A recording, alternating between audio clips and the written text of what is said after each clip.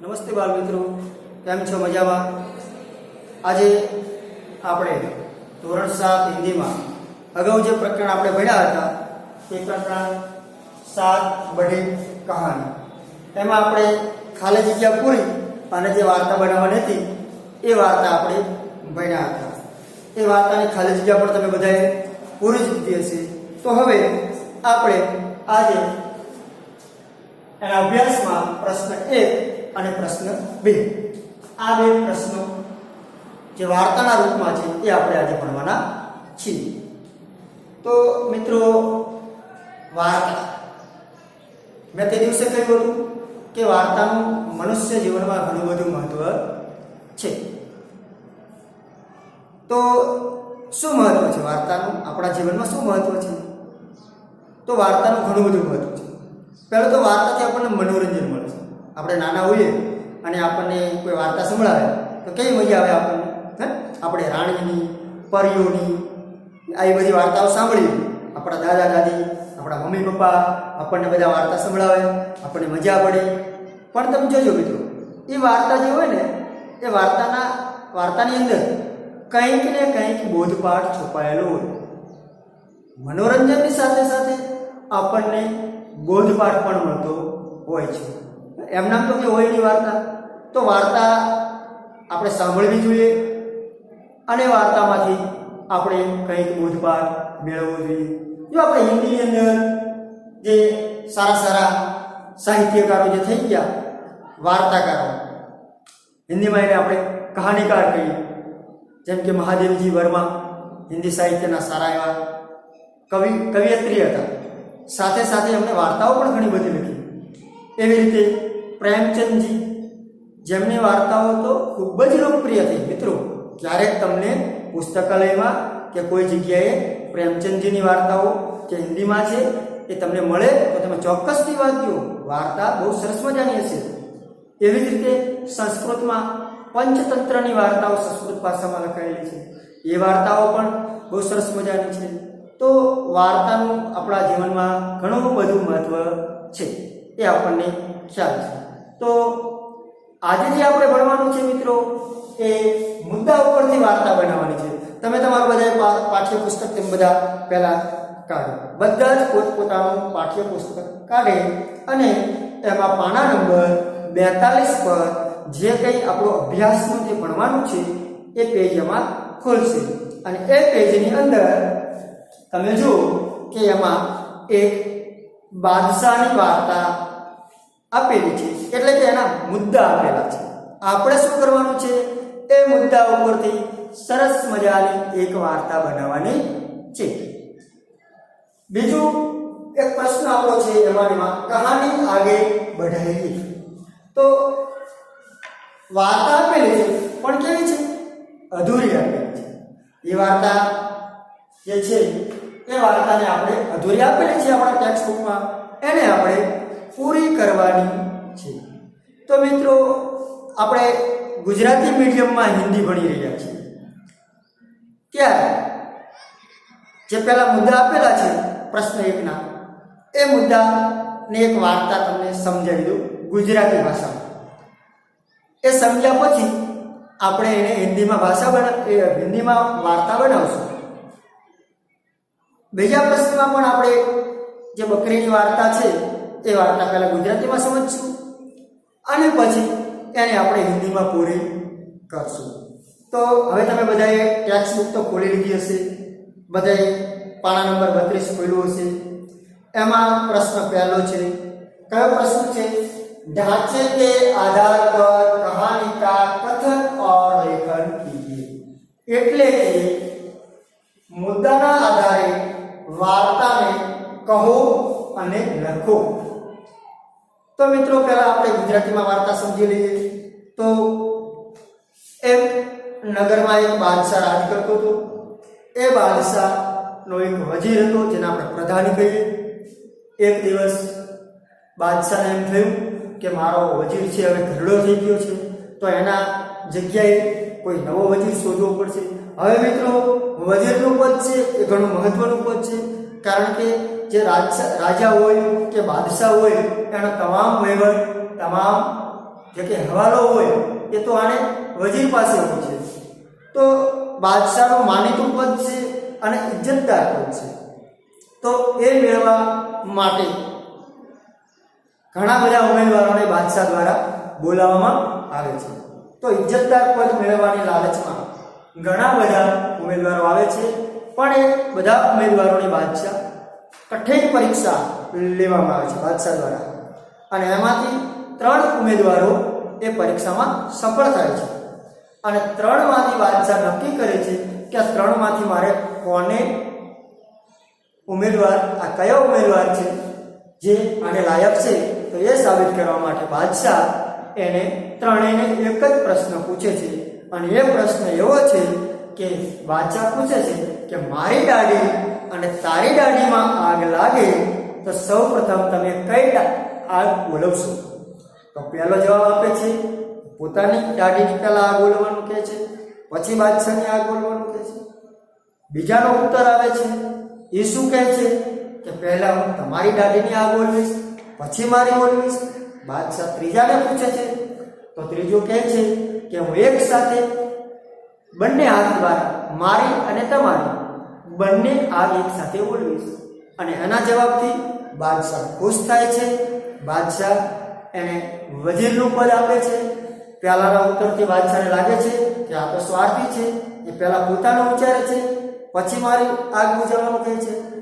બીજાના જવાબથી પણ બાદશાહ સંતુષ્ટ નથી થતો. એમાં બાદશાહ વિચારે છે કે આ તો સાવ નાદાન છે, એ તો પહેલા મારી પછી એની, તો એમાંથી શું ફેર પડશે? આગ તો પહેલા મારી ઓલવશે તો એને આગ વધારે લાગે. તો એના જવાબથી પણ બાદશાહ સંતુષ્ટ નથી. પણ ત્રીજાના જવાબથી બાદશાહ સંતુષ્ટ થયો, અને ત્રીજા જે ઉમેદવાર હતો, ત્રીજો ઉમેદવાર, એને બાદશાહે વજીરનું પદ આપ્યું અને એને પ્રધાન પદ આપીને એને નોકરી રાખી. તો આ વાર્તા ઉપરથી આપણને શું સાબિત થાય છે? બોધ મળે છે કે બુદ્ધિ ચાતુર્યતા હોવી જોઈએ. તો ચતુર બાદશાહ અથવા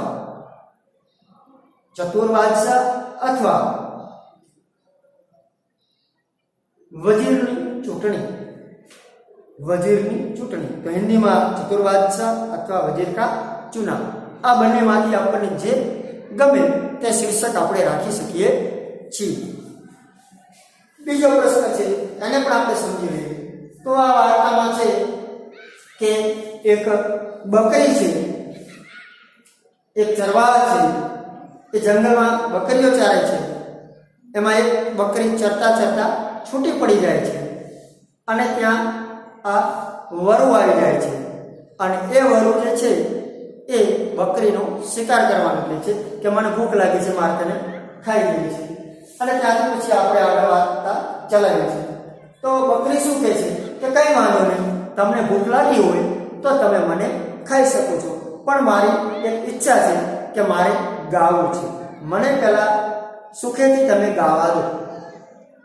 અને વરુને એમ થાય છે ભલે ગઈ લે, પછી તો મને ખાઈશ અને મારી ભૂખ સંતોષીશ. તો બકરી યુક્તિ કરી અને ગાવાનું શરૂ કરે છે, મેં.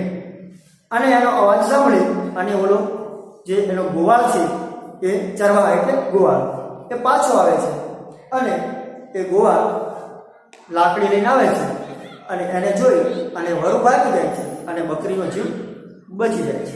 તો એના ઉપરથી એક આપણને શીખ મળે છે કે મુશ્કેલીના સમયે આપણે હિંમત રાખવી જોઈએ, ગભરાઈ જવું જોઈએ નહીં. હંમેશા યુક્તિપૂર્વક કામ કરવાથી આપણે ગમે તેવી મુસીબત હોય તો પણ એ મુસીબતમાંથી બહાર નીકળી શકીએ છીએ. તો હવે આપણે મુદ્દા ઉપરથી જે કંઈ 2 વાર્તાઓ છે, પહેલી વાર્તા મુદ્દા ઉપરથી છે, એ વાર્તા આપણે સમજીશું. તો પ્રથમ वार्ता राज्य के आधार पर कहानी का कथन और लेखन कीजिए. એ વાર્તાને આપણે શાંતિથી ભણીશું, તમે શાંતિથી સાંભળશો. તો એક બાદશાહ થા. મુદ્દા તો તમારે આપેલા જ છે, તો તમે મુદ્દા સામે જોતા રહેજો અને શાંતિથી વાર્તા સાંભળો. मुद्दा तो તમે જોઈ લીધા છે. तो एक बादशाह था, उसका एक वजीर था जो बूढ़ा हो गया था। उसकी निवृत्ति का समय आ गया था। बादशाह ने बूढ़े वजीर की निवृत्ति के बाद नए वजीर की तलाश थी, इसलिए उसने अपने राज्य में से योग्य उम्मीदवार तलाशने का प्रयास शुरू किया। वजीर का पद इज्जत का पद था। वजीर का पद जो बादशाह था उसके नजदीक का पद था, इसलिए बहुत सारे उम्मीदवारों ने वजीर का पद पाने के लिए उम्मीदवारी पत्र भरा, यानी कि उन्होंने उम्मीदवारी की। बादशाह ने सभी उम्मीदवारों की सख्त कठिन परीक्षा ली। उनमें से 3 उम्मीदवार सफल हुए। बादशाह ने सोचा कि तीनों उम्मीदवारों में से किसको वजीर का पद दिया जाए। तो बादशाह ने तीनों उम्मीदवारों को बुलाया और तीनों को एक ही सवाल किया और कहा कि मेरी गाड़ी में और तुम्हारी गाड़ी में आग लग जाए तो पहले किसकी आग बुझाओगे? सबसे पहला उम्मीदवार आया, उसने उत्तर दिया कि मैं अपनी आग बुझाऊंगा। दूसरे को प्रश्न किया तो दूसरे ने जवाब दिया कि मैं पहले आपकी आग बुझाऊंगा, बाद में मैं अपनी आग बुझाऊंगा। बादशाह ने तीसरे उम्मीदवार को सवाल किया तो उन्होंने कहा कि मैं दोनों हाथों से आपकी और मेरी दोनों की आग बुझाऊंगा।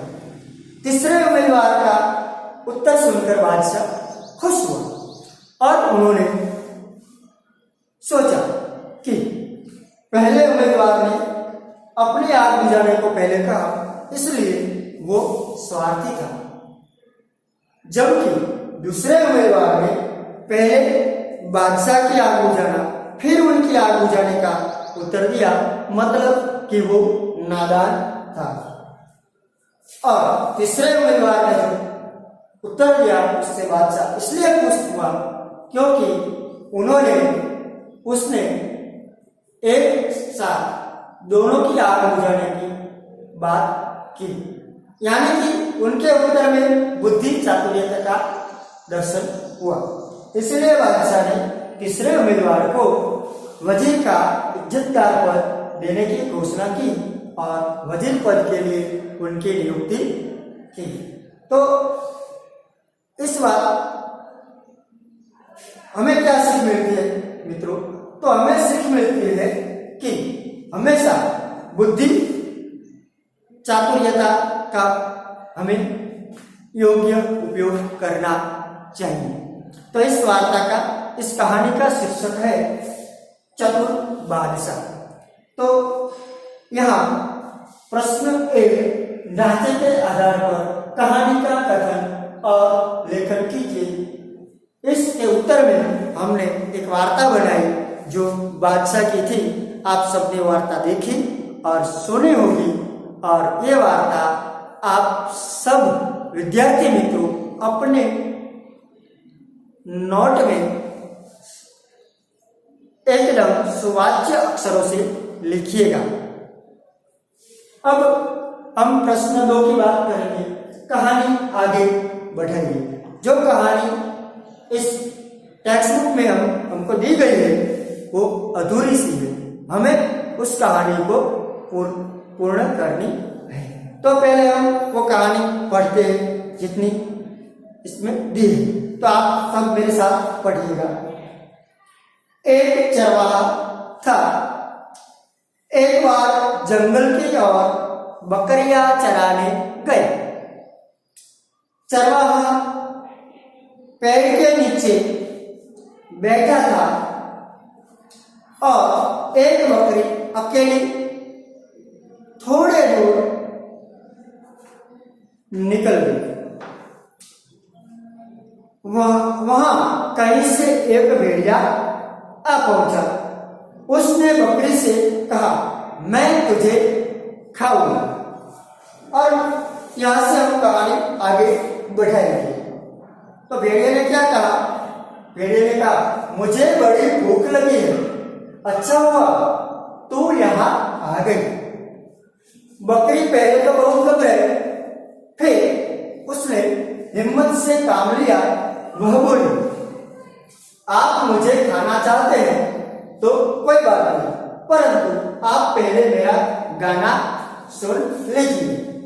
भेड़िया बोला, चलो ठीक है, सुना तो अपना गाना।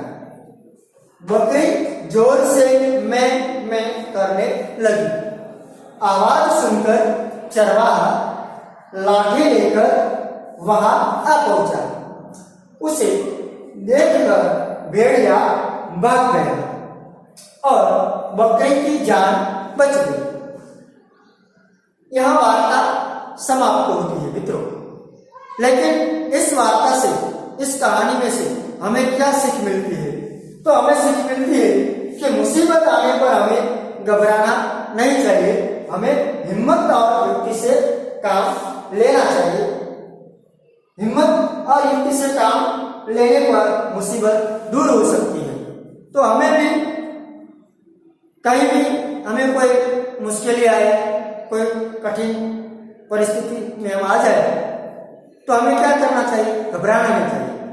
हम कभी नहीं घबराएंगे, हम हिम्मत से, युक्ति से काम लेंगे और मुसीबत को हम पार कर सकेंगे। तो मित्रों, આપણે આજે બે વાર્તા ભણ્યા. કઈ બે વાર્તા ભણ્યા? બાદશાહની વાર્તા અને બકરીની વાર્તા. તો હવે આ વાર્તાનું આપણે શીર્ષક શું આપશું? તો આ વાર્તાનું શીર્ષક આપણે આપવું હોય તો બકરી કી યુક્તિ. કયું શીર્ષક આપશું? બકરી કી યુક્તિ. તો મિત્રો, બે વાર્તા આપણે સરસ મજાની ભણ્યા છીએ. તો થોડું લેસન પણ કરવું પડશે. માત્ર હું ભણાવું, તમે વિડીયો જુઓ તો એનાથી તો બધું આપણને યાદ ન પડે. તો સાથે સાથે થોડુંક આપણે હોમવર્ક પણ કરવું પડશે. તો મિત્રો, વિદ્યાર્થી મિત્રો, તો આપણે બધા સાથે મળી અને આ વાર્તા ભણ્યા છીએ, ત્યારે એક સરસ મજાનું આ વાર્તાનું લેખન કાર્ય આપણે ઘરે પણ કરશું. આ બંને વાર્તા સારા અક્ષરે આપણે લેસનની નોટમાં લખશું અને આવી બીજી પણ ક્યાંય પણ આપણને વાર્તાઓ મળે તો એ વાર્તાઓ આપણે ચોક્કસથી વાંચશું, સાંભળશું અને સંભળાવશું. તો મિત્રો, હવે પછીના આપણે જ્યારે મળીએ પીરિયડમાં, હવે પછીના પીરિયડમાં જ્યારે પણ આપણે મળીએ ત્યારે આપણે પ્રશ્ન 3, પ્રશ્ન 4 અને પ્રશ્ન 5 આ 3 પ્રશ્નોનો આપણે અભ્યાસ કરીશું. જે આજે આપણે બડે કહાનીના બીજા ભાગમાં આપણે આ ભણ્યા. પ્રથમ ભાગમાં આપણે ખાલી જગ્યાવાળી વાર્તા ભણ્યા. બીજા ભાગમાં આપણે બીજા પીરિયડમાં આ 2 પ્રશ્નોની વાર્તાઓ ભણ્યા.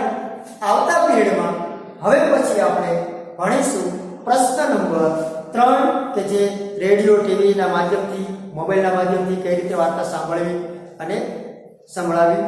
બીજો ત્યાર પછીનો પ્રશ્ન કે એમાં પણ એક વાર્તા મુદ્દા આપેલા છે, એ મુદ્દા ઉપર વાર્તા આપણે લખશું અને ભણશું. અને ત્યાર પછીનો પ્રશ્ન છે 5મો કે જે ચિત્ર ઉપરથી વાર્તા બનાવવાની છે એ આપણે બનાવશું. તો મિત્રો, અહીંયા આ લેક્ચર, આ પીરિયડ અહીંયા પૂરો કરીએ છીએ. આશા છે કે તમને બધાને આ ઓનલાઈન શિક્ષણમાં ખૂબ જ મજા પડતી હશે. હવે આપણે રજા લઈશું, ફરી પાછા મળીશું આવતા પીરિયડમાં. ત્યાં સુધી તમારા આ સાહેબને, અશોક જાદવને રજા આપશું.